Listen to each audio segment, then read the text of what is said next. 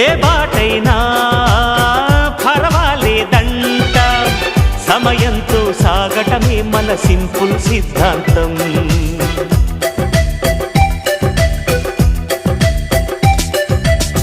చిరుగాలికి పరిమళమిచ్చే సిరిమల్లెల వనమై ఉందాం, గగనాన్ని నేలను కలిపే హరివిల్లుల బంతెన అవుదాం. ఆనందం అంటే అర్థం మనమందా, ప్రతి పూట పాతై సాగే హుషారు సరిగమలో. ఎన్నో ఎన్నో రాగాలుండే సంగీతం కాదా, చల్లకి నవ్వుల కేరింత.